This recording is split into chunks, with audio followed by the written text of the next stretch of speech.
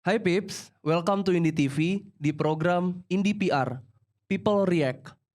Kita react, kita kepoin. Ih, ramai banget. Mau bahas apa sih? Ini mau bahas apa sih? Padel. Padel. Jujur Jaksel. Jujur sampai di situ. Keren. Tapi sebelum gue masuk ke topiknya, gue mau bahas dulu nih satu. Apa sih sejarah padel itu? Padel tuh dimulai dari Meksiko sama Enrique di tahun 1969. Di situ berawal dari dia ke taman belakang mau buat lapangan tenis. Tapi sayangnya ada masalah pertama di situ. Lapangannya kekecilan. Ya udah nggak apa-apa di situ dibuat lapangan tapi kekecilan. Ternyata masalah keduanya muncul. Dia tuh males ngambil bola dan males buat kehilangan bola. Jadi dibuatlah solusi kedua, dibuat tembok biar bolanya nggak kemana-mana, biar bolanya di situ-situ aja. Jadilah namanya padel. Padel tuh sebenarnya kayak gabungan tenis sama squash. Jadilah padel.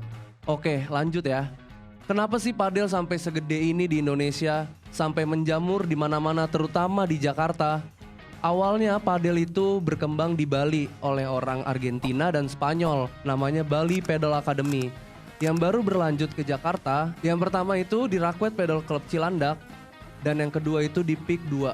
Lanjut, kenapa sih tren olahraga nih mulai terkenal di Indonesia? Awalnya tuh dari lari.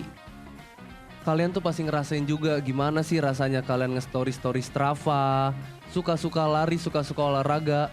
Zaman sekarang Gen Z, mana zaman lagi sih party-party, udah gak keren. Yang sekarang keren tuh kalau kalian story-story di lapangan tenis, di lapangan pedal, story Strava berapa pace-nya, berapa kilometernya, di mana larinya, itu baru keren.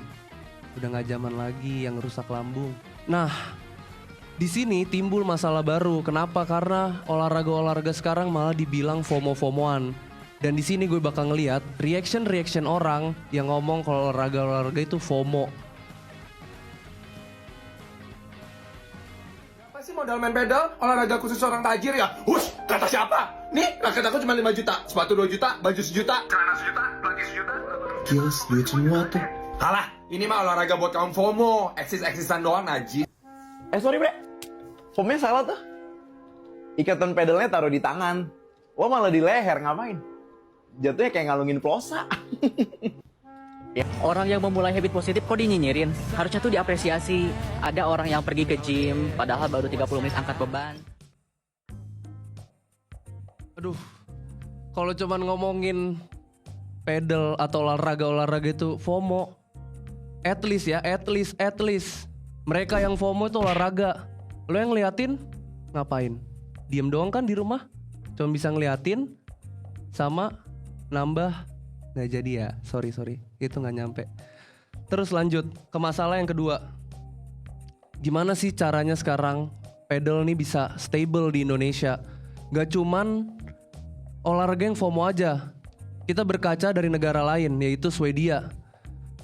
Hampir 100 lapangan pedal itu bangkrut di Swedia. Kenapa? Karena kurangnya perhitungan oleh orang-orang sana. Total lapangan pedal di Swedia itu ada 4.000 lapangan pedal. Sementara masyarakatnya emang semuanya pada main. Emang semuanya pada minat dan mau terus main pedal. Itu yang harus diperhitungin di Indonesia. Semuanya yang berlebihan itu gak tentu baik. Yang cukup-cukup aja jadinya. Jadi di sini gue juga pengen ngomong sih. Gue sebagai mahasiswa PR, ada beberapa masalah yang harus ditangani di sini. Satu, kan lapangan pedal dan komunitas pedal itu banyak dan luas ya. Tolonglah buat komunitas-komunitasnya, perkuat komunitasnya, solid, tarik member-membernya. Mereka itu jangan cuman dikasih untuk main dan langsung nge-story aja, tapi tahu makna dari olahraga itu apa. Jadi nggak ngebosenin, tahu efek jangka panjangnya itu apa. Lalu yang kedua, di sini pedal tuh peluang bisnis yang benar-benar besar banget. Kenapa?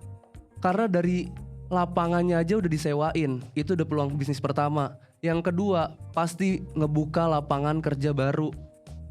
Yang ketiga, dari raketnya. 1 bisa disewain, 2 bisa dijual beli. Yang ketiga, kalau kalian jago main pedal, kalian bisa buka sesi coaching. Yang tadinya nggak ada kerjaan, yang kerjanya cuma ngabisin uang, sekarang bisa bikin uang sendiri. Jadi gimana kalian buat manfaatin peluang yang ada aja. Berani buat ambil resiko, jangan takut sama resiko. Terus ada masalah lagi teman-teman. Ada hal yang harus dihindari. Yang pertama, ya untuk sekarang oke lah, harga lapangan itu masih tinggi. Di kisaran 600 sampai 850 aja itu masih ada yang mau bayar. Cuma nantinya gimana? Kalau 2 atau 3 tahun ke depan, saat peminat pedal udah mulai berkurang, apakah di harga tersebut masih banyak yang beli? Jadi tolong untuk dipertimbangkan kembali harga-harga yang over ini. Karena di sini kan kita pengen buat stable, bukan cuma olahraga yang FOMO aja. Lalu yang kedua, udah bagus sekarang aksesibilitas untuk bermain pedal tuh gampang. Untuk orang yang belum pernah main, bisa ada kelas newbie-nya, ada sesi newbie-nya. Untuk orang yang malas kalau main sama newbie, kalian udah merasa bisa main, ada beginner, ada intermediate. Jadi aksesibilitasnya tuh luas dan mudah untuk dimasukin, mudah untuk dijangkau buat semua umur, dari semua skill, dari yang paling bawah sampai paling atas. Lokasi, selama itu masih ada lapangan pedal, itu mudah banget didapetin. Jadi udah bagus yang sekarang, jangan sampai itu dilunturin lagi. So, yang buat kalian ngomong FOMO aja, mendingan kalian juga ngelakuin, mendingan kalian juga FOMO. Asal itu baik, asal itu positif, asal itu bermanfaat buat kalian, jangan pernah takut, lakuin aja. Oke, sekian acara untuk kali ini di Indie PR People React. Gue Temas. Sabar ya, gue mau ngasih pantun buat kalian. Gitar dipetik, bass dibetot. Olahraga mah estetik, lo yang ngomongin tuh yang gembrot. Oke, thank you semuanya. See you lagi di acara Indie PR. Dadah.